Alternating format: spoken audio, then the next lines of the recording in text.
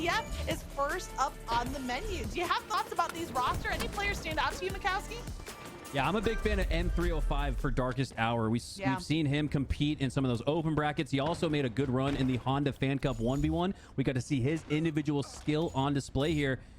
And now, with the likes of Darkest Hour, a team, again, that has been climbing the ranks, he looks to put it together with the squad, with the 4v4, and make a name for himself there as well. I think he can do it.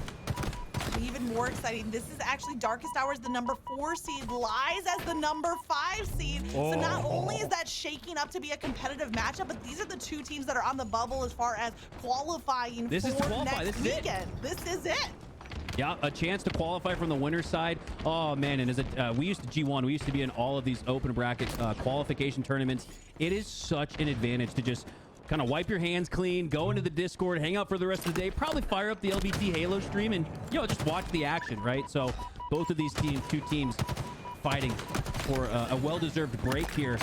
But they're going to need to break some noses and take down this Lies roster if you're Darkest Hours. They do just that. 4 down, flag out. This looks like it should be a really strong run here. Jackson has it at the halfway mark, and at this point, it's going to be a white flag raised for Lies. They're not going to be able to contest this. Instead, they're going to play for that mid-map control. They have to play for the mid-map control, but even that is being contested. The first capture comes through for Darkest Hour. Off of that opening break, just a minute 30 and change of time passed before they can break the 0 on the scoreboard. This next series is going to be the qualifying matches, winners semifinals. Because remember, it's 2 teams from upper bracket and 2 teams from lower bracket. So you have to make it into the winners finals to be qualified. So even though this is a competitive matchup, very potential 2 teams that we see qualify. One of them is going to get dropped to the lower bracket, have to take their second chance at qualifying. So yeah, a lot of the line for both of these teams, I think, is the best way to summarize it, as this game, just like the seeding, is neck and neck. Wow. And imagine in a 4 versus 5 series, winning that is not enough to qualify. It's hard out here for a Halo kid. As we see M305 push up. Doesn't have much to work with outside of that camo and the tried and true battle rifle as he puts that to good work. Takes down Evan, I believe, for Lies. And has a sneaky pullout now, but he gets spotted. Needs to stay alive here. Can stay alive and, again, just be a distraction, a thorn in the side. As M305 does a great job of that. Doesn't even take any damage. Has the back of the sniper. Kid Nasty, we've seen him before. He's played really well in some of these open bracket series. So, yeah, something's got to get Savonic, another player, Facti, all of these players here deserve to qualify. So it's going to be very interesting to see who does, in fact.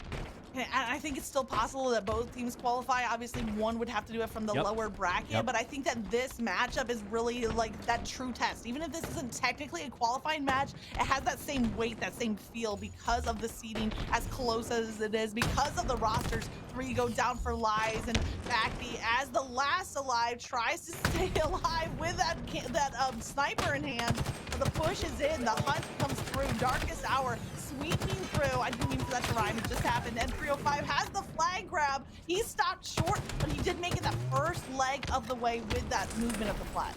Yeah, it was a huge piv win there for M305, but an even better job there by Lies and the teamwork to take him down, trade him out, make sure that that flag went no further. As Sylvonic now pushes up further into that mid-map. 2 down in the feed for Darkest Hour. Lies with the numbers advantage, and they're pushing up with it.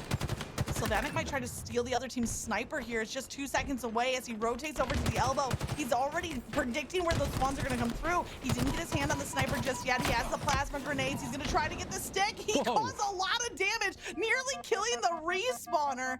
But Jackson stays alive, milks his life, and grabs that sniper, almost causing complete chaos. Was Sylvanic in the back of the base.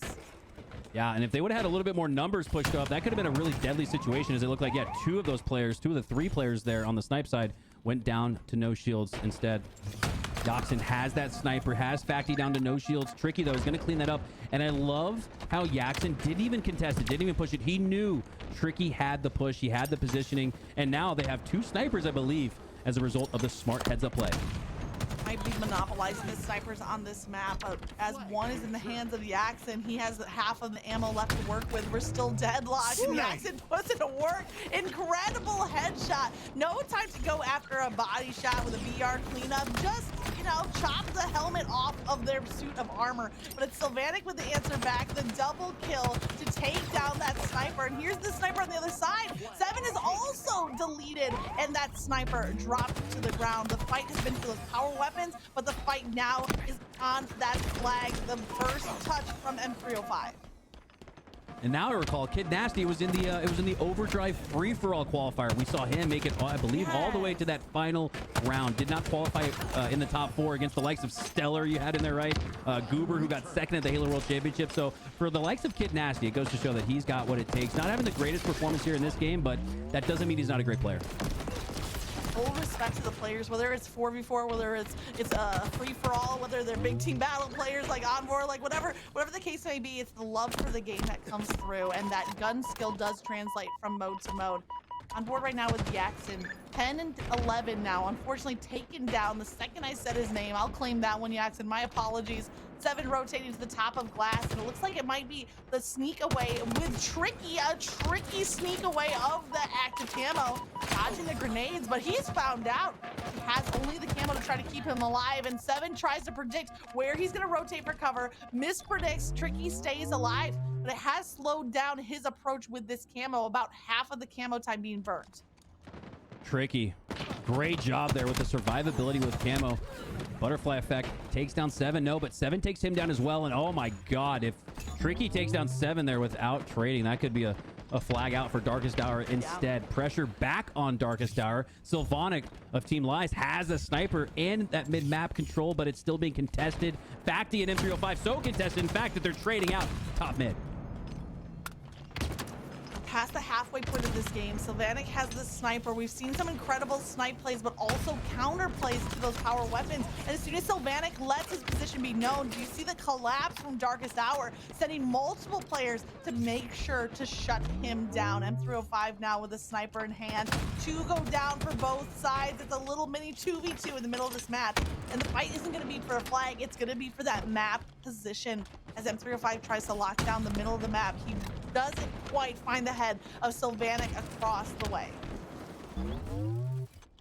M305 trying to feel out the positioning of Lies as he goes down. Shiesty. Well, I believe the top KD performer in King of the Hill. I know we're not in King of the Hill, but really impressive nonetheless to note that you have one of the top performing players here on this Darkest Hour roster. I don't think that their sample size is as big as some of the other pro teams, but important to note that the likes of Grand Shiesty has found themselves on the top of those snow stats leaderboards. That's important to note because when you look at this Darkest Hour roster, there's a lot of players on both these teams that you may not have heard of before, and trying to come up with a reason why, like how can this Darkest Hour roster come out of nowhere and find themselves in the top in pool play last week and looking for another spot here this week as well. And they weren't able to take down any wins in pool play last week, but they did qualify for that pool play, and they gave Cloud9 some trouble as well. So definitely a team to watch out for as they take the lead in this game 2-1. Grand Shiesty now with the active camo, finding the back of Kid Nasty, but the recognition, Kid Nasty hit that body shot, no scope, and the quick melee, down goes camo. Lies, this is what they can build their next push off of. Down 2-1. That's exactly what Lies needed. A shot caller in the form of Kid Nasty finds 2, make it 3, 4. A full team-wide triple kill for Kid Nasty. You gotta push up there. The green light is full blasted, full map control to push up with, as no one was alive for considerable time there for Lies. For Darkest Hour, how does Lies play with those slays? Kid Nasty, though, hasn't really gotten that much forward off the bat. It just goes to show how difficult it is to score on Argyle. Despite a full team wipe, it took an extra almost 10 to 20 seconds to finally see a flag out for Darkest Hour. And it was the monopolizing of the snipers. One was in Kid Nasty's hand, used the rest of that ammo. Sylvanik has the other sniper, and that leaves teammate Facti to be the objective carrier, crossing across the 3/4 mark, rounding the corner. If they get this to top glass, it's very hard to stop, and it's suddenly with the cover fire. Every player on the side of Lies working in their role to secure that capture. You had 2 snipers, you had 1 flag runner, and you had 7 just laying down the double kill. And Lies, they score with all 4 down for Darkest Hour. That's why there's already this pressure on the Darkest Hour team. and spawn as 7 looks to push up. And usually on Argyle Magic, it's it's a full team wipe of resources used to score a flag. There we saw 4 go down for Darkest Hour despite Lies scoring. And despite all of that, it looks like Lies will not be able to take advantage of that team wipe as we now have a reset, a battle for mid-map control. But Facty with the edge and that camo. He grabbed the camo, activated it, and then he went over to grab the repulsor, just always wanting to add one more item. But do you see Darkest Hour? They almost have like a perimeter, like a line of defense, and it was perfectly played between Yaxon and the other teammate. I missed the name on the other side. They had the perimeter locked down, and it's Kid Nasty's double kill. It's going to break it through that line of defense. 2 go down for both sides, but it's Kid Nasty this time picking up the flag. This isn't going to be as clean of a run as the last one. In fact, there's almost a mirrored fight on both sides. Both flags being taken. Both flags counter-rotated. This could be it. Just over 60 seconds to go. A score here would be devastating for either squad, but flags are out on both sides. 7 looking to stay alive with that MK sidekick. 3 go down for Lies. 2 down for Darkest Hour. 7 last player alive, but Shiesty has that flag out past the mid-map. Kid Nasty now needs to keep that flag alive as he grabs it, pulls it past the sniper, but he's not going to get past the sniper. That should lead to a potential clean return, but Tricky has another flag. This is dueling flags in both base. Less than 1 minute to go. This one's going to be intense. It was almost a mirror image, right? Both flag runs in the same path. Both flag runs at the 90-yard line. Both flag runs stopped short, waiting for the return. Incredible plays. And it came off of that 2 down on either side, that the 2 left alive just out-rotated, right? They overextended at the same exact time. I've almost never seen something to look so identical on both sides of the map. Mirror images as 3 are up for each squad. The return though out. And I believe that's going to lead to the score, but no, this is still going to be contested. 7 has the defense, and he has the chain reaction. Big brain play takes down Yak, but M305 has the flag out. A flag is still out though for Darkest Hour, so they're going to have to focus on this return. Because of the return, he has to take an angle that leaves him highly exposed, and Sylvatic is going to drop it further, and he has the camo to work with as well. Sudden death. And the Sylvatic is playing for overtime right now, not carrying that flag with camo, but going for the return instead. Another teammate picks up the flag. We're on sudden death. This dueling flags could lead us to overtime, or could lead us to one team getting the cap, getting the victory. You thought the flag reset was going to lead to the win, but the counter pull came in. Both flags are out in the opposite bases yet again. The flag reset wasn't enough as the counter pull was so quick. Wow. We're almost back to where we started. How does Kid Nasty get that flag on the other side of the map after that reset? It felt like for at least a split second. This one might have went in Darkest Hour's favor, but no, they still got plenty of meat left on that chicken wing. Gotta find an answer here. This sudden death, this might be a sudden death that continues on for 5 minutes. So we don't have the 5-minute clock in overtime Magic, but the sudden death feels like it might last that long. Been absolutely the incredible balance between these two teams. As soon as one gets a leg up, the other one responds in kind, but a little bit of a different positioning on where they're holding the flag. This is the back of the base. Kid Nasty with the grapple to flank around, nearly falls off the map, but does he get back in time? The return's coming through. He makes it back to the flag. He resets that sudden death timer. Kid Nasty, looking more like Peter Parker, the kid superhero, but he eventually gets stopped short by the likes of Doc Ock. Facty looking to now play some defense here. Shiesty flies in aggressively. Didn't have much of a game plan. Loses his head because of it. Numbers advantage here for Lies, but with Snipes coming up in 10, you have to elect that both of these two teams are going to play for that power weapon. Neither team wanting to let go of this game. The sudden death timers continues on. This might be one of the longest regulation capture the flag games because neither one is wanting to give up the fight. Lies have had round after round of defense to stop Darkest Hour's push, but the fight continues to be in their base. Now the fight goes down on both sides of the map. Facty trying to control top mid, but it's Grand Shiesty with the takedown. A little bit of moving that flag, trying to find the perfect spot to be able to hold your line of defense. Sylvatic on one flag though, and now Grand Shiesty going around the corner, getting the kill. But it's Facty filling right back in. Clutch no scope there. Did not get the headshot, but the no scope is enough to take the damage. And without that no scope damage, this is game over. Instead, Facty and the likes of Lies still have a chance here. Unbelievable sequence. As that Have sudden you ever death, seen this? the Sudden death? I was just about to mention the sudden death clock. It's almost memeing us because you'll see the pie chart kind of dwindle down to half. Yeah, You're like, oh no, yeah. just kidding, back to full. You're never leaving. You're stuck in this perpetual lobby for life. I hope you like Halo. As Facty finds the no scopes, finds the shots, but isn't able to take down Yak. 3 go down for Lies. Darkest Hour with another great chance here to win this highly contested game 1. There's no sudden in this sudden death right Yeah. now. It's anything but sudden. It's elongated death. The extended death on the board right now as both flags are out. Look at Sylvatic still rotating the flag on the other side. M305 of Darkest Hour is just kind of holding ground. Sylvatic wants to find a position to hold the flag and also fight. You can see that fight instinct, and holding the flag right there at glass, you can kind of scout and hold objective at the same time. We'll see if it pays off. 2 go down for Lies, but 2 are down for Darkest Hour. Grand Shiesty gets right back, resets that flag yet again. As a tale as old as time, the longest sudden death maybe in the history of Halo Infinite. And Sylvatic was the last player alive, but Darkest Hour weren't able to find him and take him down. So it's a little bit of that repositioning working in their favor there. And you talked about the main goals being playing for a little DPS, a little bit of intel, but there it keeps the game alive. And now Camo and Snipers are back in play. Both Snipers have been picked up. Watch that pie chart. It's just toying with us right now. The tease comes through yet again.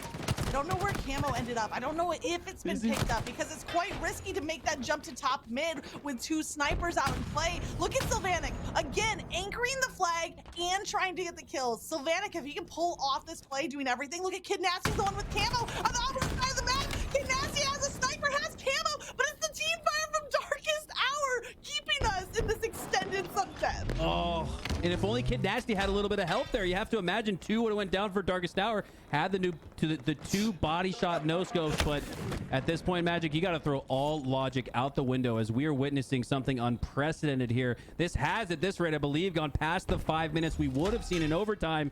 Instead, we're getting something much more intriguing, which is a sudden death that never seems to end. This is the game that never ends. It goes on and on, my friend. Some people started playing it, and I don't remember the rest of the song. Knowing just because I'm gonna get stuck in somebody's head. It was enough of the lyrics to get stuck in someone's head. Kid Nasty finds the opening pick. Here come 3 players. Look at Lies. They're leaving 1 player on defense. 3 players are on the offensive. Sylvatic once again as that anchor is the lone goalie in this scenario. As the rest of the team look at the grapple to pick up the sniper, not wanting to leave positioning. And Sylvatic is staying alive as that line of defense. Darkest Hour have the numbers though. 2 go down for Lies. If Sylvatic is taken down, and he is, they lose that defensive player. Who's here on the respawn? The sudden death timer is reset. M305 is staying alive. This they get the reset, they get the dunk. The longest sudden death is finally over. Lies send 3 players on offense, and the Darkest Hour defense holds off long enough to get the reset, to get the return, to get the capture. And that's only game 1. Wow. We've never seen something like that before. Unbelievable game 1 OT sudden death that lasted seemingly 6-7 minutes, and ultimately it was that end game strategy decision from Lies to keep Sylvatic solo with the flag. And I don't know, I just think that puts a little too much pressure on one player to really clutch up. And if Darkest Hour send 2 in a 2v1 against the flag, which is I think what happened, it's just it's GG's for Sylvatic. He needs an overshield. He needs a teammate there. He needs 2 and 2 split. Instead, Lies split 3-1 and go down 1-0 because of it.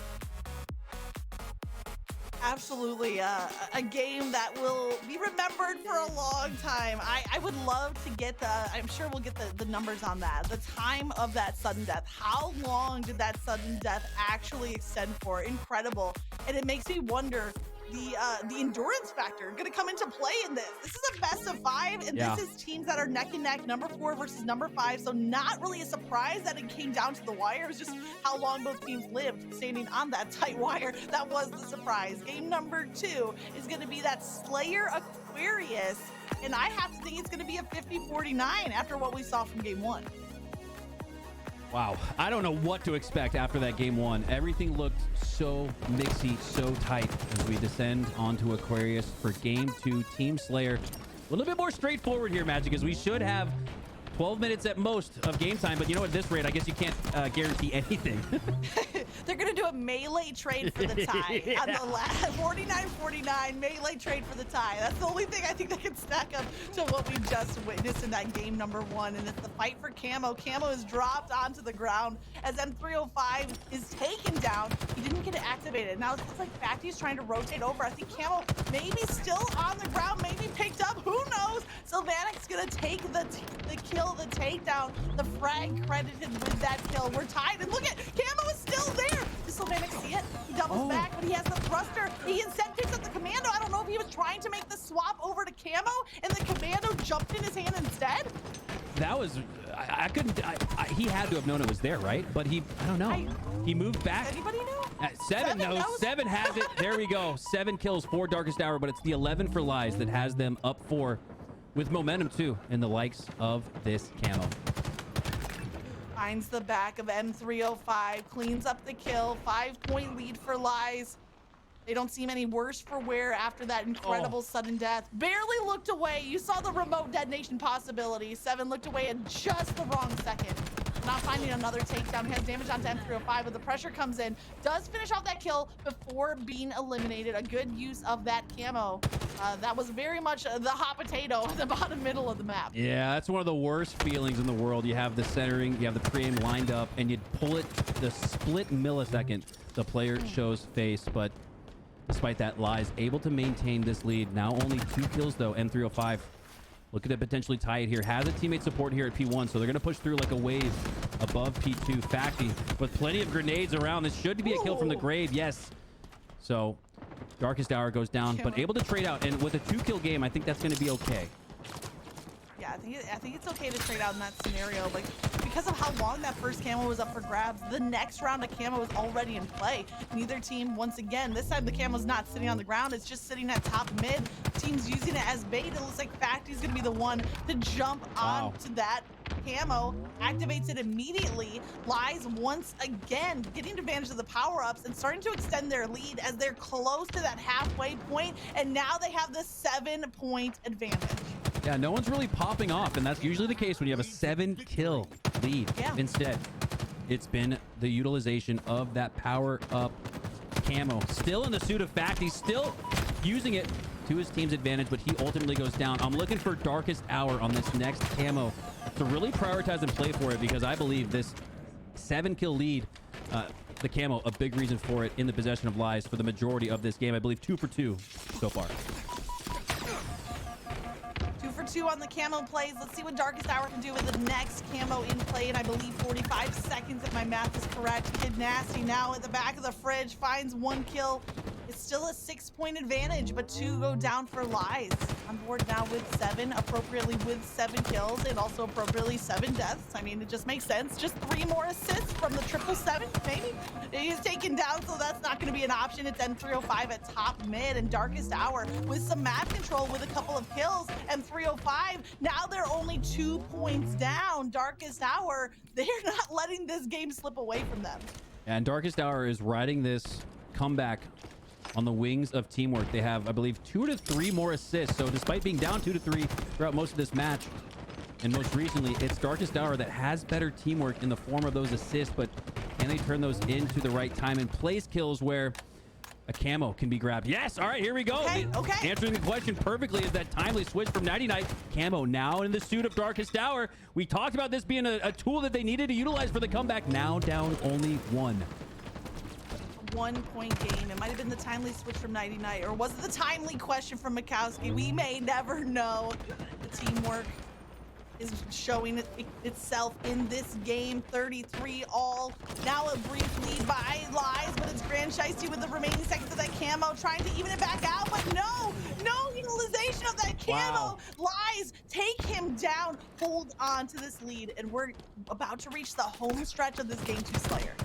And they say game 3 is the swing game, which it is, but this really feels more like the swing game in the sense that you're tied, deadlocked in a series that looks highly contested, highly evenly matched, or you have Darkest Hour somehow sneak away with a 2-0 advantage split in this series. So despite it being game 2 and not game 3, Magic, this one has all the feelings of a swing game. I think every game in this series has that kind of intensity because the games are that close. Like any one win could just be the determining factor of the series because everything else is so close. 7 is taken down. 1-point game. Lies are 3 down. They need to try to stay alive. Kid Nasty is the last alive. He's singled out. He's taken down. Kid Nasty is 15 and 10. Waiting for the rest of the team to kind of rally behind that. Sylvanic was the defensive player. Maybe he had too much time on the objective and now is trying to get back into slaying mode. Tying game, heading into the 40s with Tricky and the Dynamo grenades. He's gonna get information from that Dynamo on where this player is lurking. Looks like a trade of those kills comes through. Lies still holding on to the slimmest of leads. 42-40.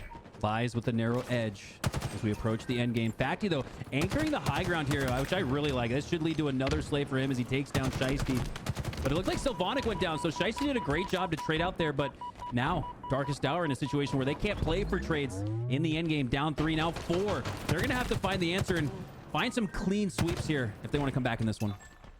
That clean kills means like not trading them out. A kill that doesn't result also in a death, which so often happens, especially with Aquarius being the small arena style map that it is. So often you'll get one takedown, but you'll leave yourself weakened. Like Kid Nasty trying to escape there, he's taken down. Now it's just Lies 1 kill away from tying up this series, and they find the player to focus on. The Accent is the last down. Lies tie up the series with a 50-43 victory. It was back and forth, but at the end of the game, they ran away with it. You can see the level of intensity. They're treating this as if it was that qualifying series. Yeah, this is wild again that this is not the qualification match. You got to get to the winners semis, I believe, the next round. Winners round 6 to qualify for pool play on Saturday. But this to me, Magic, this got to be our first game 5 of the day, right? This feels to me, it has to be, right? This is just so deadlock, dead even. We saw in game 1 the longest overtime sudden death stretch probably in Halo Infinite history.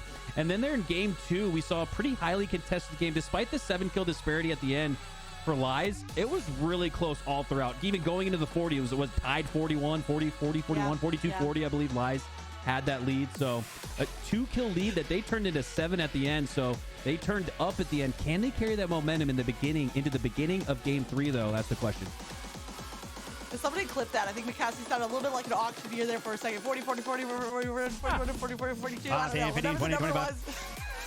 I mean, honestly, with how fast this gameplay has been, I feel like you have to kind of tap into that auctioneer side, because if you don't, get onto the gameplay, all of a sudden something else is happening, right? Like, these teams are throwing everything at us right now, and I love it. You get so engrossed in the game, and hopefully all of you watching at home, hopefully you're enjoying the gameplay, the competition. Thanks for watching this HCS 4K, for joining us, hopefully enjoying the show, because this has been some impressive competition. Maybe this isn't the top 12 teams. Maybe you're out there saying, oh, when does Optic play? When does FaZe play? Don't worry, they'll be here next weekend. Right now, these teams deserve our attention. These teams are where the action is happening, and it has been a great time so far. More to come as we head into this game 3, eyeing a potential for a full 5-game series between 2 teams that could not be more closely matched. It's Kid Nasty winning the Rockets, getting the kill, and already prioritizing the objective. Oddball on streets, and Kid Nasty tosses that ball back to his teammates as all 4 go down for Darkest Hour.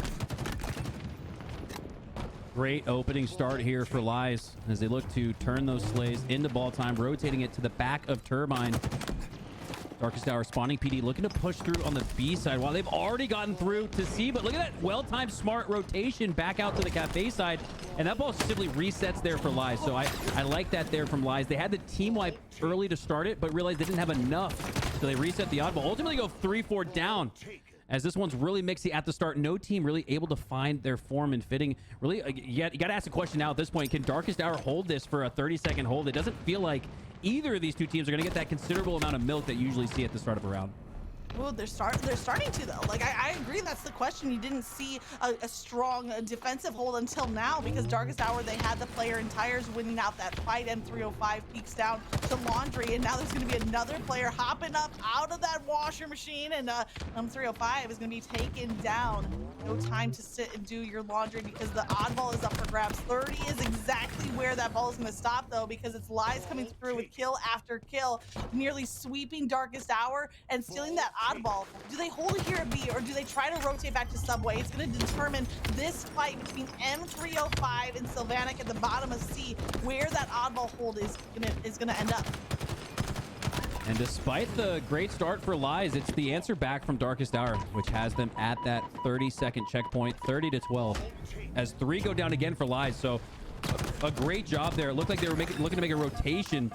That ball finds itself at C once again, and Lies, though, doing a great job off spawn. Look at this, putting pressure down, getting slays, getting numbers, and the rockets as well. What do they do with it? Ooh, traded out. That's tough because those rockets could have been the answer to breaking this hold at C. Instead, Darkest Hour looked to hold on without the rockets on the field, but 3 go down for Darkest Hour. Yak, the last player alive. So again, we saw a great answer back from Darkest Hour. Now it's Lies doing more of the same. Oh, I'm so glad we're on board right here with Facty. Facty was 10-2 and now 10-3. Incredible kills coming from Facty. In fact, more team, no pun intended. In fact, more kills from Facty than the rest of the team combined. Wow. Now tied up. Impressive start from Facty and a big part of why Lies are still in the fight of this game. But as Darkest Hour doubling up on that scoreline, 40-20, and 305 is now the objective holder across the map. There's duels and battles being won out. But look at Lies, they're counter rotating. They're cutting off this oddball rotation. And now the trap is in. Facty on one side, the other teammates at 7 in tires. And now a triple kill from Facty. Get the overkill. No, once again, we keep on getting so close to that overkill, but the assist on the 4. I just imagine in my head, 90's head just like descends to the ground, just so disappointed. I thought that was a guaranteed overkill. He leaned over his right chair, he grabbed his Sharpie. He's got, he keeps count of all of his overkills. Started to write down one, but then had to erase it, or at least scratch it off, as that did not go down. Yeah. Half a tally there as the triple there. But really, on a serious note, Facty with the well-timed flank from C to B and then all the way through to A. Nobody on Darkest Hour expecting that push from Facty as he earns himself the 4 down. But again, this is kind of unbelievable. Despite the team wipe for Darkest Hour in the beginning of the game, and then just recently, they have ball control and are now up by a 2-1 margin. Unbelievable. Sylvanik with the double kill, and now Kid Nasty with the rockets, and once again traded out with the rockets. It just looked like, okay, here we go, Lies, this is your chance. They do get to the oddball, but they lost some numbers in the process. There's the last rocket being sent out. Facty ends up with the kill, a little bit of blast radius damage from the rocket, a little bit of a BR cleanup.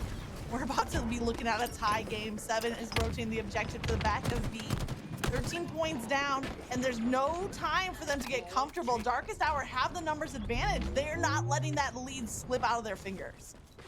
And you don't usually see teams hold at B, so I'm going to imagine Darkest Hour is going to rotate this one to PD after 3 go down for Lies. That's going to spawn them over at C. Darkest Hour with the smart rotation over here to A.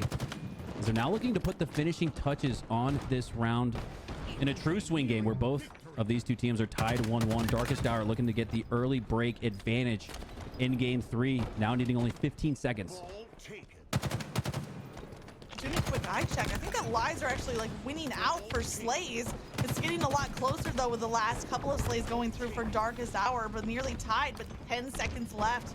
Darkest Hour rotating that oddball. They felt the pressure from the side of PD, and they quickly rotate over to that Bulldog, that Cafe side. A great round of slays though. The fumble comes through at the last second as 7 takes down the oddball carrier in the nick of time. And I believe it's a 7-kill disparity. Lies with the edge in the kill leaderboard. But again, that's not the leaderboard that you play for. It's the objective efficiency time after time today that we have really focused in on, and has been a key deciding factor where teams that are slaying out sometimes don't have the win. So very important to note, Darkest Hour has the objective efficiency, has the oddball, and all they need is that 1 second as they secure that oddball and round 1. Yeah, I love the fumble coming through. I love to see that Lies were still in the fight, but the 99-second mark, there was just too much of a point disparity at that point, right? If it had been like 80-99, like maybe, right? Maybe Lies can get a full 20 seconds, but I don't remember the exact point count that they ended at, but it was just too little, too late. Love the last-ditch effort, but that's all it ended up being. Darkest Hour do clutch up in that round number 1. Reset here for round number 2. We're watching these two teams expecting a game number 5 to go down for the side of Lies. Darkest Hour raining down death and destruction. It's Facty staying alive. The assists coming through. Neither team has broken through to that oddball yet, but M305 with these the rockets. You're getting the objective. They're getting the rockets. They're getting a little bit of everything. Teammate goes down. M305 has to decide between playing objective, playing for kills, and he's trying to do both. Yeah, and if you're looking at the script for Lies and how they come back in this game, in this series, I really think you got to call Facty off of the oddball. 16 seconds is not a lot, but I think it's too much for him considering his slaying performance here. I'm looking for maybe like a Sylvanic, and not necessarily a Kid Nasty because he's more of the cycle around the map, cause chaos, and really put down damage. So I'm looking for the likes of Sylvanic here to really start to pick up on that oddball instead, because you got the likes of Facty really playing that main Slayer role, but he's close to the highest in oddball times. So strategy, team composition, not quite adding up here for Lies, and I think that's why they've had some difficulty here in this game 3. All about filling those roles and then being able to adjust as needed as the game sends it to you. 5-point lead, if you can call it that, from Lies, but the ball is out at the bottom of C stairs. Neither team really having the opportunity to pick it up, and now it's Darkest Hour Bait. with the quick scoop up to the top of stairs, and 7 was using that oddball as bait. 2 go down, make it 3 for Darkest Hour. Last one alive is Brand Shicey in the back of C, but his survival, did you see that spawn? M305 spawns right on his teammates. And then Lies rotates the ball away from C towards PD with rockets up. Unbelievable play. The decision could be enough to bring Lies back in this game, needing this round to tie it up here. Kid Nasty has his eyes on the rockets, but Yak has eyes on him instead. As rockets lay at the reset, 1 left, still there. As that's going to be a highly contested area. Great use of the shroud screen there by Tricky, but he's not able to, unfortunately, see the rockets because of it. Doesn't pick them up immediately. But it's all for naught as Sylvanic ultimately goes down. Tricky does pick up those rockets, but Magic, for both of these two teams, it's been hard to pick up some time here. 7-7. That's odd. Yeah, and I was going to say the same, but we might need to keep an eye on the clock in this round because it's been hard fought to get even single seconds across the scoreboard. Just now, Lies hitting double digits as they have the 12 seconds and counting. Watch Darkest Hour, though. They're rotating through PD, and I think they're 4 strong. And look at the spread from Lies. They're overextended. They're 2 spread. Darkest Hour are going to have the advantage in the team fire on this fight. Kid Nasty, recognizing that, can't do anything except clean up and assist. Sylvanic as the last alive, and now it's 7 on the respawn at PD, getting back into the fight. Some of these respawns have made it really difficult for a team to hold down the defense because they're not locking down the spawns on the map. Yeah, and this one, teeing it up, I like you said, Magic, this one is very likely to go to time. Half of the game clock has eroded, but only 10% of the score has been achieved for each of these two squads. So again, the math, I'm not very good at it, but I'm good enough at math to know that that does not add up. So Lies. And honestly, for Darkest Hour, both of these two teams gonna have to find a way to break away, get that 30 seconds of milk that we usually see from one of these two teams, or not only just one of these two teams, but just in general in oddball, as both teams vying for the lead. Tied 13 all. That's odd. Like, it's incredible how it has been tied, how it's been back and forth, and how every second has seemed to count. Now it's 7, prioritizing the rockets, keeping the focus on the power weapon. The melee comes through, likely a trade, but no, 7 gets the kill before the time to fire that rocket. That ready time on the rocket was too much.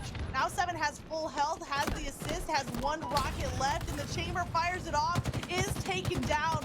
2 go down for Darkest Hour, 2 go down for Lies. Now Jackson is the last alive, and now as he's eliminated, that's it. Lies with the numbers advantage. They might actually get a chunk of time. Facty gets called off the oddball and hands it to Sylvanic. Oh my god, that was literally the strategy that we discussed, that they needed to find a lead. And what do you know? They're now up by a 2-1 margin. Oh man, oh my god, I love seeing strategy on display here from the likes of Lies. And those are those adjustments that you gotta kind of like, it takes ego, or it takes the lack of ego, I should say, to take that oddball from Sylvanic. So I got to give credit to Sylvanic, but all the while, Darkest Hour find the team wipe or go down for Lies, and now Darkest Hour has the edge with that oddball at back A.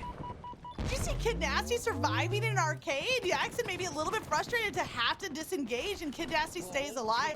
It was all 4 down for Lies, and that's why we see Darkest Hour with just a 1-second lead. 1 minute and 2 seconds on the clock. Brand Shicey at the top of C with a stalker rifle, but 2 are down for Lies, 1 down for Darkest Hour. little bit of the numbers advantage again in the hands of Darkest Hour along with that objective. The push is going to come from driveway. Grand Shiesty has a couple of warning shots out, but not connected on enough damage to be able to contest that fight.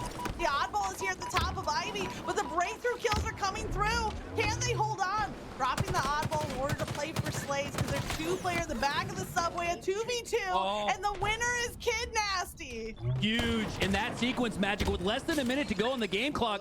If Darkest Hour wipe Lies, they're looking at the win instead. Lies looking at a potential lead here. 50 seconds total just about for each team and 51 seconds on the game clock. This one's going to come down to the wire. Rockets up. Kid Nasty has the edge on him. Stalker rifle depletes. Rockets go back to full. 2 shots to work with here. This is going to be crucial as Lies looks to complete the comeback here in round 2. And they took the lead in the game. Kid Nasty has his sights on one. Make it 2 targets going down. Huge plays, milking more time. This is the first significant oddball hold we've seen from Team Lies, and Kid Nasty is the one leading the charge. We have the potential for another 300+ Slays game if this keeps up, but we need Lies to clutch it up in round number 2, force the round 3. Here comes the next push from Darkest Hour, and Sylvanik with some cheeky positioning finds the backs of the players before he is traded back out. And you might see Lies here play for regulation, play for the clock, as there's only 30 seconds left and about 30 seconds separating these two teams. That's why I think that oddball is going to stay at top C for now. Kid Nasty, though, goes down, and now Darkest Hour has the damage and numbers to regain. Oddball in the hands of M305, now down only 20 seconds. This is the final push. 20 seconds separating these two teams. Only 20 seconds on the clock. End game right now. And 2 go down for either side. A little isolated 2v2 right now. It's Sylvanik versus Yaxon. Yaxon has some damage out. Sylvanik rotates the top of Pizza. Yaxon finds him, gets a shot off to keep his shield low. The help is coming in for Darkest Hour. Darkest Hour with the numbers. Yaxon stayed alive. 1 HP in a dream. 1 HP in a dream. 3 seconds on the clock as he is taken down. 2, 1 second, trying desperately to rotate the ball. But do you know what this means? We're going into a round 3. Hitting game 3, round 3, and it was the adjustment, not only the mid-game adjustment, but that was a mid-round adjustment there from the likes of Lies. That's why we're now tied 1-1 as Shiesty. I love that combination. Go for the boom block, pop it down to the shotgun, grab the shotgun. If there is any contention over there with grenades, you're not going to take any damage. Instead, Grand Shiesty has only lanes and angles to work with as he continues to push through with that shotgun. Bacti grabs the red rifle, but now it's Shiesty who could potentially have that kit in the form of shotgun and stalker. It was a little bit extended, but it was the 4 down for Lies. Darkest Hour getting the kills, getting to the objective, and we're not seeing what we saw in round number 2, where it was like precious bought seconds in the early stages. Now we see already 19 seconds won over, that ball being played out as the push comes through, not wanting to give up the defensive setup. And 305 is playing on another level in the opening break of this game before Darkest Hour sent multiple players in order to take him down. But you see that Sentinel beam dealing out the damage for the kill. Jackson is the last alive, was the last alive in the end stages of round 2, once again as the lone survivor. Yeah, those are those last alive plays that really make a big difference. Huge to get that double kill, despite all the attention being on him. And now the attention on that A side of the map is Lies. Finds the reset oddball and resets themselves really here in a moment where they needed it. Right as it looked like Darkest Hour was going to find that 30 seconds of fresh milk, Lies looks to spoil the match here for them as they tie it 19 all and looking to maybe even eclipse that. It's exactly tied. Would we expect any less from this matchup? Y'all, I hope you're buckled in by now, because this number 4 versus number 5 seed has been anything but predictable. It's Facty at the bottom of B stairs, rotating up to the top, takes a little bit of friendly damage, but also deals out enough damage for the assist. 5 seconds left on Rockets. Facty rotates over. He's 2 seconds too early, but he's trying to cut off that lane. Now doubling back, has the rocket, but it's M305 in his face. M305 tricky. It was tricky surviving on that rocket. Look at his HP. Wow, you could barely see it. It was a bee's length of HP. No, it was an ant's length of HP there, because it was enough to keep him alive. That was unbelievable. How often on streets do we see those rockets just sometimes just like not find the finish despite seemingly finding the player? Because because the way Tricky did, he just jumped down to the open. So I don't know, was that a direct hit? Was it off the wall? Incredible survival. He thought for sure it was going to be a trade of lives right there. Darkest Hour was one of the most decisive leads that we've seen through this game, through this series. 40 almost seconds of lies now, prioritizing the objective. There's unlikely that this round goes to time with how close both teams are playing to that stall. Sylvanic and Seven here have a situation where they could kind of wait and bait. That's why, there you go. Seven doing a great job of waiting and baiting with that Sentinel beam. And that's great recognition, Magic, there. Knowing that you have your teammate Facti in the back of C with that oddball, so you know that invisible hand of Halo is pushing that Darkest Hour squad out towards the mid-map. That's why we saw Seven and Sylvanic sort of baiting and waiting at the B rail and the benches. Works in their favor, and now only down by 5 seconds. The Sentinel beam for Seven's double kill. A nice play here from Lies. They cut that lead that was starting to run away from them. They cut it to 7. And now 2 go down once again on both sides. Sylvanic with another breakthrough kill. Tricky has to kind of double back, play a little bit more defensive. They can't secure the oddball just yet. Waits for those respawners to come through, maybe picking up some plasmas. He doesn't have any grenades to work with. Kid Nasty rolls through to the bottom of these stairs and is once again trade kill for kill on both sides. Tricky doubling back, cleans up the double kill. But there's no security here. And Magic, this goes exactly back to the strategy in round 2 that Lies needed to kind of adapt and switch up. No more ball time for Facti. 38 kills, almost 10 more kills than the second place player on his team, and he's got four times the oddball, twice the oddball time. Unbelievable game from Facti, but they need his damage. They need his slays to ultimately come back. Otherwise, you're going to have a 10-point finish here unless you change the strategy. So Facti, no more oddball time. Just keep playing for those slays. And then the likes of Kid Nasty, we saw Sylvanic earlier with 8 seconds, I think, of ball time. He's picked it up to 41, but he needs to keep going. There you go! There's the triple kill. Facti playing for slays, and right on cue, it comes out with 3 of them, and it's 7 who picks up the oddball, at least for a quick moment. Tricky being suppressed by the grenades. Where's this ball going, though? They're rotating it back to the respawn. There's no place for them to hide. They're playing a little bit scared right now. Team Lies with that oddball rotation out into no man's land. When they had the numbers advantage, they should have taken back the lead. But it's Tricky who's causing chaos. 3 go down for Lies, and even though Darkest Hour, they just need 30 seconds. Tricky is not stopping. He's not even looking twice at the objective.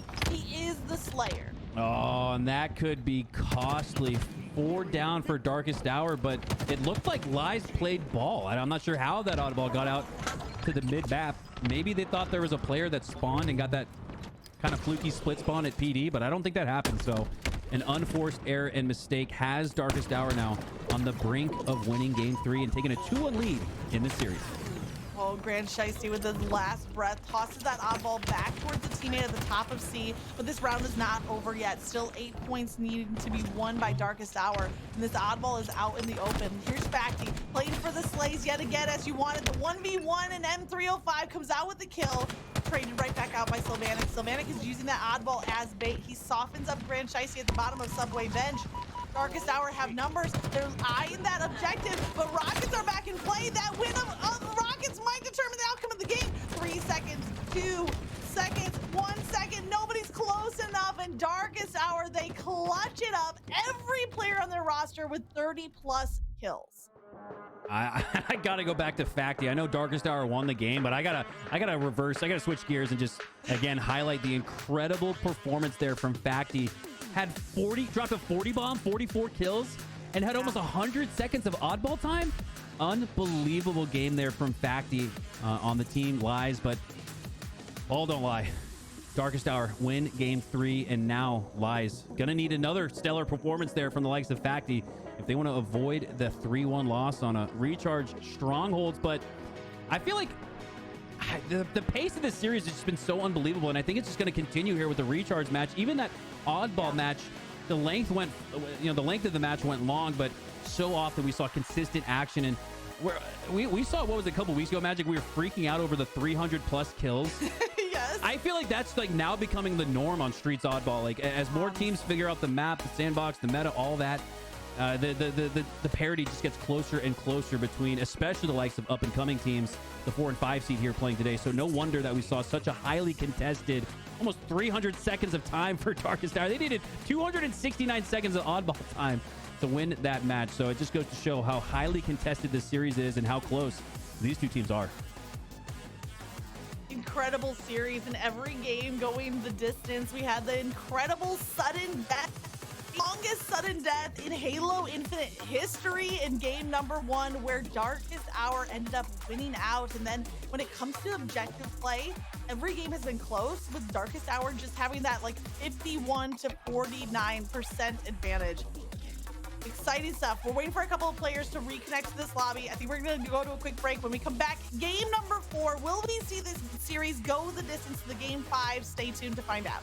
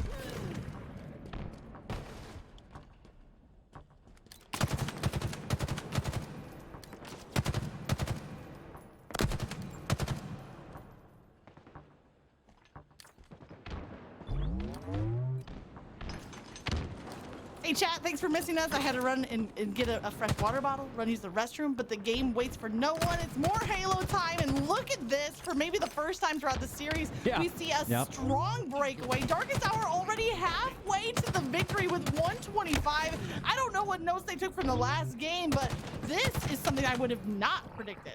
Yeah, and this looks very calm, cool, and collected. You look at M305 just locking down the A side, almost like at the king of the hill, and you got the strong hill, but just as I say that, he goes down. 2 go down for Darkest Hour. This is the moment in the match where Lies have to take advantage. They have 3 down. Yak, the only player alive. You've got to turn this into scoring if you're Lies. Yeah, they need to now. I cannot believe they're already past the halfway mark, Darkest Hour, before Lies even put 1 point on the board. So somebody write that down, 147-0, because if Lies can mount the comeback now, it might be just the most impressive, incredible, and best comeback in Stronghold ever. I mean, we already saw a record-breaking game number 1. Maybe we'll see it happen here. We need to see something from Lies to get those points on the board. As the fight goes down at C, Darkest Hour are looking to take control right back. Sylvanic in a fight against the shock rifle on the other side. The assist comes through, hopefully staying alive there as the back fights. Get nasty with a crucial potential cap on B, but no, the sticky grenade is going to find him instead. As Facty, though, finds A, and we just talked about, I believe it was M305 locking down A previously, but as soon as he went down, that opened up the floodgates for this Lies roster to take control of A and B. And yeah, despite the 150-0 start just about or so, Lies, this is a big deficit, but I don't know, based on the eye test, they look like they are up to the challenge, but no, Kid Nasty, unless he goes down, yeah, he goes down. That should flip B back into control for Darkest Hour, but it looked like Lies had a pretty good hold on A. They're going to spawn there as well, so if they can push off of A and take maybe C or B here, they're right back in it. I mean, someone needs to signal Lies and tell them they didn't have to wait for us casters to get points. Like, they were allowed to get points even when we weren't here. I don't know if they didn't know that or if they're just trying to, like, build up a dramatic comeback story. I don't know. But right now, it's Darkest Hour again with control of the map. Grand Shiesty with control of the camo. In a 1v1 against Kid Nasty, Kid Nasty is left at 1 shot. And now Darkest Hour not even settling for 2 captures. A potential for a triple cap, depending on how A and B. A is 1 over. B is where the fight goes down. Lies are going to hold on to that. They're still losing points tick by tick. They stopped the triple cap, but what a slim victory that is.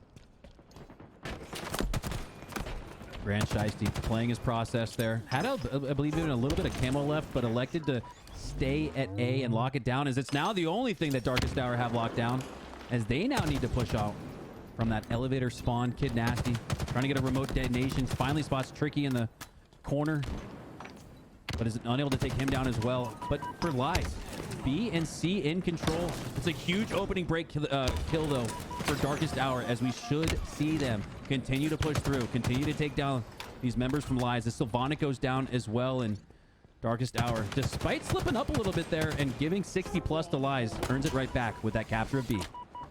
It's not a 150-point lead, but it's still a 120-point lead. So they've lost a little bit of ground, but now they're climbing the scoreboard again. Seven's mad at that wall. I don't know what it did to offend him. He's trying to hop up and hold on to C. Active camo is in play, and as Darkest Hour crossed that 200-point mark, Lies really need everything to go their way, including these power-ups, if they're going to mount the epic comeback. Seven goes after that camo, activates it, is going to rotate here through Whirlpool, but all the time is being a stall factor for Darkest Hour. Now the pink mist rains down for the kill. TTK there on that Needler. Someone check the Needler's PC, because that was ridiculous. 2 down for Lies. M305 looking to make sure it's 3. He's got Facty in his sights, and that grenade will be enough to take him down. But M305 trades out, so a 3-3 split off spawn, whereas it should have been a massive numbers advantage for Darkest Hour.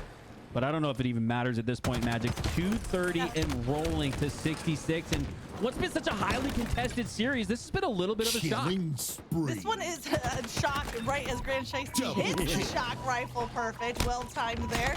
And this game has been a surprise. We wouldn't have expected this from what has been back and forth, but it's not over yet. Kid Nasty does get that clutch capture, but once again, it Lies in a position of needing to win every fight. Only 9 seconds left for Darkest Hour to take this game, to take this series. Lies still below that 100-point mark, 72 points points and climbing. Sylvanic, once again, the defensive player of the game, holding on to the A side, but there's one player at top of the catwalk. There's a player at Whirlpool, and the pinch coming in from every side for Darkest Hour, but 3 go down. Lies are winning out the kills. Can they get to B in time? Grant Shiesty is here at the back of B, and the reset comes through.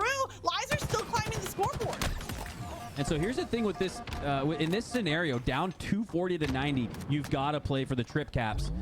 That plays into Darkest Hour's favor, though, because it makes Lies predictable. They knew that they were going to come for C. They handled it really well, recaptured C, and now look to flip A as well. So Lies picked up their performance, looked strong, but again, so much of their next move is going to be predictable because of this lead advantage that Darkest Hour has built for themselves.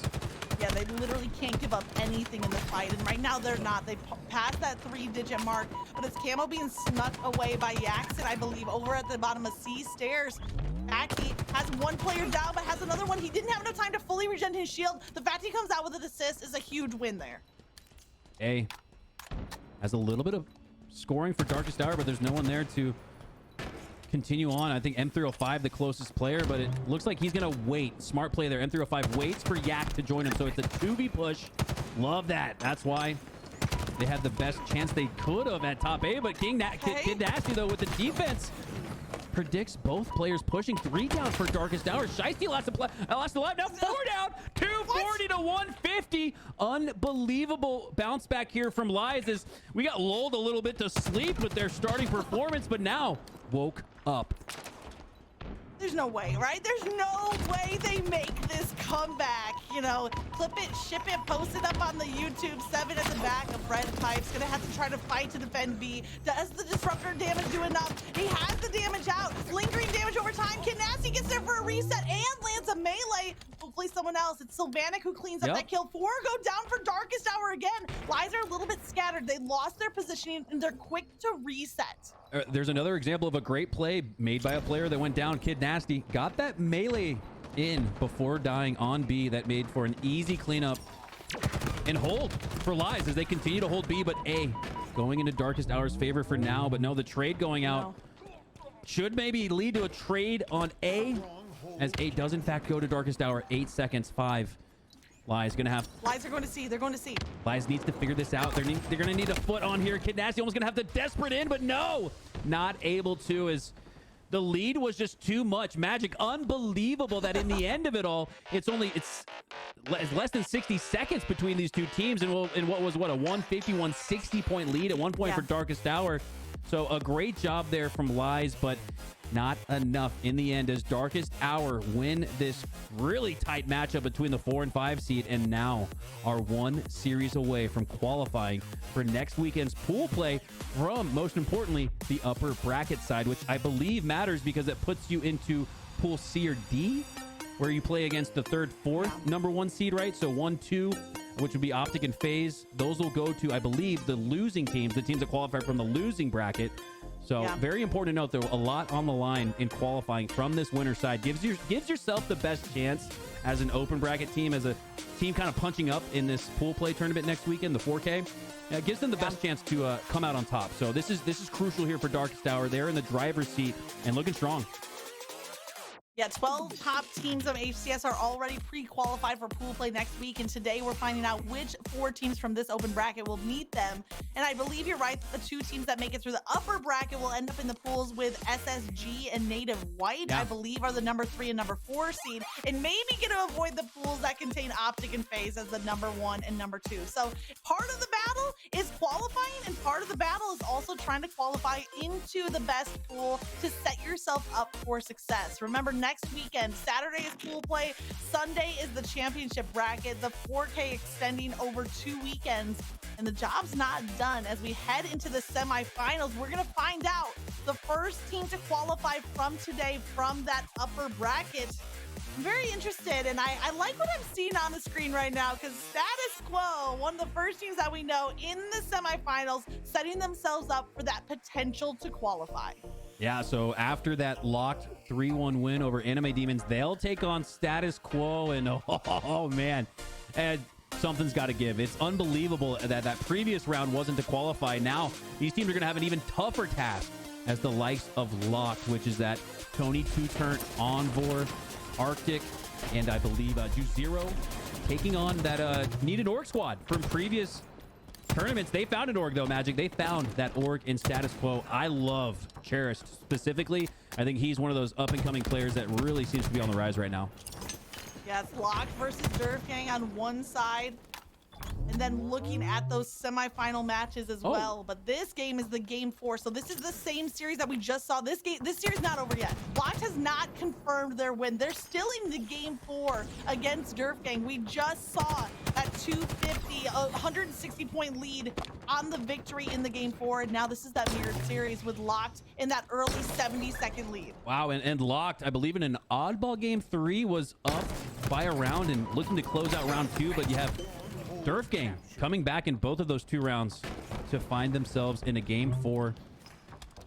Strongholds on recharge, and Magic, you get a little deja vu sense. Look at this, the exact same scenario. You have the red team with a 100+ point lead opening up, but much quicker than we saw Lies answer back. Looks like Durfgang has the answer with 50 seconds ahead of time, because it was 150, I believe, to 0, and it was 50 seconds, which was the difference in that previous series. So keep an eye on that if that ends up being the difference here, as Durfgang stop the bleeding for now. They stopped the bleed, but they haven't gotten a point on the board, right? Because as soon as they captured B, they lost on the A side, and now they have doubled back and capture it. So they still haven't broken through on the score. I don't know what it is about these underdog teams. They don't want to score objective points until we put them up on the broadcast. They want the spotlight for their epic comeback plays. They're in some trouble now because we're seeing a very deja vu moment where Locked now are the team with the control. The push coming to B, but Durfgang go 3 down to Spiteful as last alive and still stuck at that goose egg 0, staring at them on the scoreboard. And to make matters worse, Locked have the triple cap. Trip cap for Locked. And the 3 seed for Locked as well, which might confuse you. You know, you might have just thought, wait, I thought SSG was the 3 seed. It wasn't Optic in phase 1 and 2. This is the qualifiers for that tournament next weekend. So we have none of the top 12 teams playing. So the top 4 teams or seeds in this tournament are essentially overall 13 through 16 in the overall grand scheme of things. So laying that out there for those maybe just tuning in, checking out some Halo action on a fine Sunday afternoon. Welcome, everybody. Oh, it's great to be here enjoying this Halo as we see finally Durfgang with some points, and now they're trying to turn it around to a triple cap of their own. It took them 142 seconds just to get points, and now they are climbing the scoreboard rapidly, and they need it. 2 points per second when that total control is in place, which it is right now for Durfgang. That lead that was 140 seconds now down to 100. Still a mountain left for them to climb, but the kills are coming through. A nice win at the back of C. Envor trying to avenge the fallen teammate. But look at the Spiteful rotates through stacks. Recontest at the top of C. Envor finds the kill and now trying to restabilize for Lock. A huge piv win there for Envor as it stops the bleeding, stops the triple cap, and you got to look back to Durfgang. They stopped the scoring at the 100-point mark and weren't able to score right away, Magic, but it was contesting the clock, which made ultimately the difference in why this one is much more contested than the one we saw previously, where Darkest Hour was able to eclipse 150 or so without contention. Now we have 150 for this Lock squad, but Durfgang hot on the heels, 95 seconds and looking to approach the 100 mark.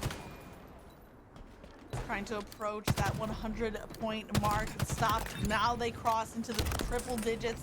That lead that was 140 is now just 42 seconds. Both A and C are up for grabs, trading captures left to right.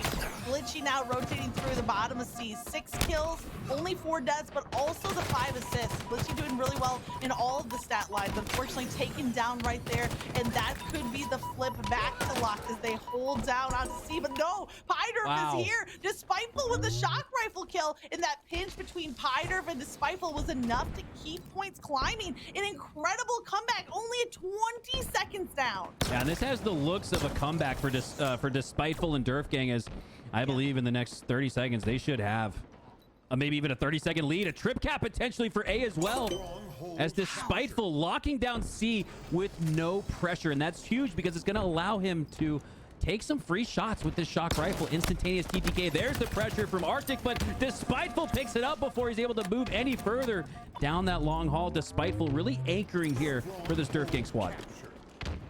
142 unanswered points in the opening break from Locked, and look at the response, now 160 plus points unanswered for Derp Gang. And now we're finally seeing a little bit more of that traditional back and forth. The Spiteful once again with the shock rifle. One burst left and finds the headshot for the kill, for the killing spree. Camo's on the ground. Spiteful goes after it. No shock rifle ammo left to work with, but that camo could cause some destruction. And look at the rotation on that killing spree for Despiteful. Rotates from the C platform all the way over to B to cap it, start the scoring, and then he grabs camo as well. Unbelievable positioning, decision making here from Despiteful, and it's a big reason why, despite the 100+0 start for Locked, they might be looking at a 100-point deficit if this continues. Yeah, there's only been 2 points won by Locked. When Derp Gang was at 0, it was 0 to 142, and now look at it, nearly 200, and only 2 points earned by Locked. Incredible turnaround, and now the lead for Derp Gang. It has completely flipped the script. Derp Gang have their eyes on a game number 5. They can hold on in the final rounds of Slays. A great kill, Despiteful, a big part of why that lead is in the hands of Derp Gang. 13-7, laying down cover fire across the map. But I believe that was Tony staying alive at the bottom of the elevator, shaking things up and giving opportunity for Locked to mount a comeback. But Despiteful crosses the map, trying to clean up on that initial damage. Envor as the last survivor. Derp is getting into the action, but finally some numbers advantage. And look at Derp Gang. Look at how they respond so quickly. They gave up on A. They rotate back to C instead. Yeah, and this is shocking because as soon as Despiteful went down at A, it looked like it was going to be a convincing hold here for Locked as they eventually do get that A-B hold. But again, Derp Gang doing a great job to play off their back foot there. Should be in a much more dire situation in the sense that looked like Locked was potentially about to score heavily on their end. But it's a 60-point deficit for them now, which is, again, incredible to think of after that hot start. Envor needing the killing spree, finds it, but he goes down quickly after there to Derp Gang. 225 to 175, but most importantly, Locked has A and B. So despite being down considerably here, if they can hold on to this, this should be a very close endgame. Look at Derp Gang, though. They had the numbers advantage on Slays and immediately turned it into objective control. B and C and just 0. Just as quick on the response. Hops onto C, defends it with a kill. Now it's A where the fight is in every corner of this map. Look at Derp rotating to try to grab the grapple, try to grab an escape, but all of Derp Gang is here on the elevator side. They flip over A. They're 15 seconds away from the win, and even though Jazero's getting the kills, it hasn't been enough to break through to an objective yet. 3 down for Derp Gang. You've got to be able to take B, and if you're Locked, you're looking to take A as well here. A trip cap needed to come back in this one, down by 50 or so seconds. C trickling towards Derp Gang, but that's all bait. Their players are spawning on the gold side. There's no help for C. Instead, they're going to focus on A. Glitchy, the last ditch effort, I believe, along with Derp. Yes, they're both at top A. The 2v1 should lead to a trade out there, but Envor gets the sticky. Huge trade there from Envor, just as it looked like Derp Gang was going to take A. Locked, and Envor take it instead, and now might have the lead. Envor, the leading player in the game, 18-9, doubled up kills to death, and it's the importance of that kill. Absolutely a pivotal kill to secure A tie, and now the lead over to Locked. This is going to come down to a wire. What looked to be setting up as a blowout is now just a 7-point lead for the side of Locked. They want to lock down this series, but A is being contested. Despiteful gets the kill. Despiteful's on the hill. He trades out, but they capture. It didn't come through. Oh my God. We saw Envor making an incredible last player alive play. Thought Despiteful had one as well, but no. He goes down, and so too does Derp Gang, despite an incredible comeback effort there in game 4. That one had reverse sweet feelings all over it, but instead, Locked shut the door. And magic for me, that is, it goes back to that question we posed earlier. Is this another tournament where Locked slip up, right? We've seen them perform well. We've seen them not perform. Look at this hill time. Which Locked are we going to get? Right now, it looks like we're getting the one that looks locked and loaded. Unbelievable trade there from Envor with that sticky grenade. That was it. That was again, Magic. How many times today have we seen a player who goes down make the game-defining play? But despiteful, look at this hill. It gets to the 99% capture when he trades out. If this hill gets captured and then they trade, different story at the end of this game, but it absolutely incredible. But I hear what you're saying. When it comes to luck, we feel like there's two different versions of this roster. There's the one that turns up, and there's the one that looks half asleep. And you honestly don't know what to expect from them because of that back and forth.